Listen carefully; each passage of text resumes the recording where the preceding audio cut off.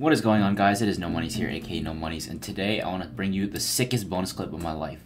So first off, let's look at our opponent's strategy. They're using Boomer, Farm, Striker Jones, and Mortar. And what that means is they're probably going to IMF rush us, and they have the Boomer to push back the Moabs in case we counter. So basically anything before DDTs is pretty much uncounterable because they could just push it back, and if they send us stuff, we're not going to have money to send and defend. So we have to pick one. And we can't really send, so we have to defend.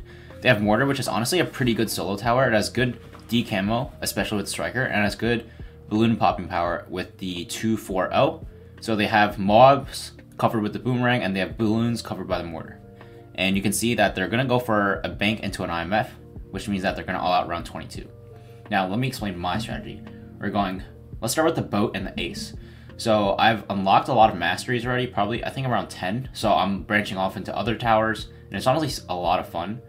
I'm in Hall of Masters right now, so it's either you find full meta sweats, or people surrender grinding, or people trying out new strats like this guy.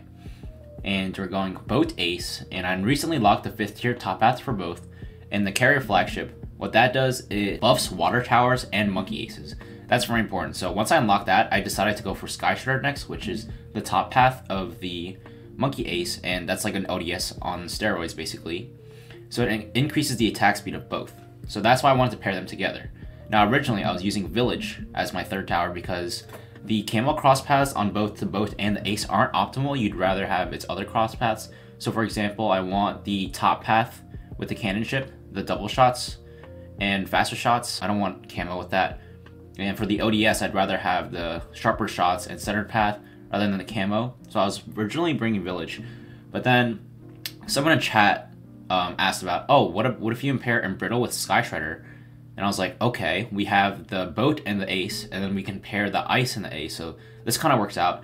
This was my first time using this, so I kind of under-egoed a bit to over-defend. And what I got was a 2-3-0 bomber ace, because that's camo detection, and I got a 0-3-2 cannon ship. So that should cover most camo rushes. If it's a small camo rush, I can probably defend. If they balloon boost, I can tower boost and be fine, and then build up more defense for that. So it's round 17. They sent a couple Moabs, and I don't even have an Embrittle yet, but you can see I have a 3-0-0 fighter plane, which has the anti-Moab missiles, and that's good Moab cleanup. And then the boat is really good for cleaning up the ceramics because the cannon ship is actually not useless like in Battles 1. So the Moab rush was a waste of money, which is good to see. And here, I'm getting up some ices to prepare for brittles. And now I'm getting ready to get the 4th tier aircraft carrier. And what that does, it has like these 2 little planes that fly everywhere. You can see 1 and then 2, they pop out and they shoot a stream of darts. So my whole strategy with this was Embrittle will buff the boat projectiles and the Sky Shredder. And what the Embrittle does, it adds +1 damage. So basically all the grape shots, all the darts from the boat and from the plane. Okay, there's like 2 different types of planes. We got the ace and we got the mini aces, right? So there's 2 mini aces and they shoot forward, and that's gonna get buffed by Embrittle. And these ODS darts are gonna get buffed by the Embrittle as well. And this is all theory crafted. I haven't tested it out. This is my first time. So I know he's gonna IMF rush because he has the BIA ready, and that's why I'm ecoing really low. I'm stuck at 1600 eco on round 20. I've been ecoing with yellows as well because it's the most efficient. So here I have an Embrittle on the first bend.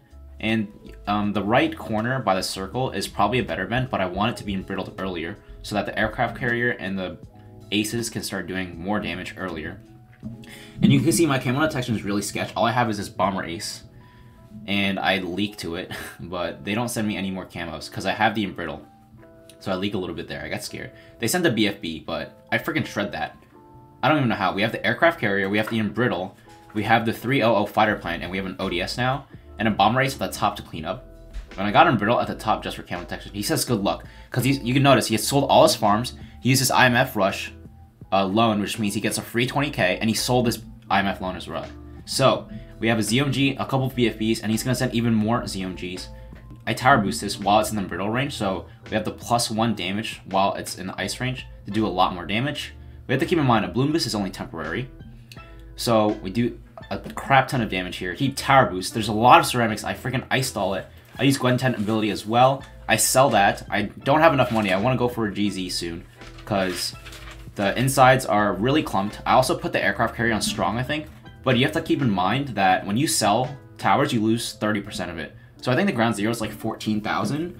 So you lose like so much money from doing this, and my eco's really low. Look at all those group ceramics, and you can see the cooldown, and I click it, and we leak like 20 lives, which is super clutch. I have to sell and rebuy it, but I'm losing a lot of money, and keep this in mind. And also dying to freaking AI camos, and I'm like, oh my god, I don't know what to do. So I GZ this because I'm scared. It's a two-way map, and I don't know where I'm leaking from. He balloon boosted again, and now the ZMG is out of range of my brittle and aircraft carrier, which is really bad because that's where most of my strong balloon damage is coming from. And now I'm like panicking because I'm like, oh shoot, now the boat isn't really attacking because it also adds a destroyer in addition to the aircraft carriers. I sell everything for 2 ground zeros. And I know the ground zero is worse in this game from Battles 1, so that's why I got 2. I had no idea if 1 would defend, so I got 2 just in case. And I don't even know if this defends because I know it's really weak, so I just kind of pray. I tower boost, I Gwen 10, and I double GC. And that defends everything. But now I only had defense and the ability, so I'm like, shoot, I don't have any defense. If he sends camo purples right now, I'm kind of screwed. So I got him brittle first of all. And he sends him web, so I'm like, okay, I'll just get a regular destroyer. And then I'll get a 2-3-0 bomb race in case he sends camo purples. And then I get a camo ODS. I didn't even get the ODS, I just got the fire plane. And we just got the ODS right there. And we defend his... I don't even know how much that was. Like, he sent 2 ZMGs and a frick ton of BFBs. But we defend everything. He sends a BFB and that gets destroyed. But I'm like, 26 is right around the corner. We're going to send some DDTs. And that's going to be GG's from him. And this strat, I'm so excited to use. That was my first time using it.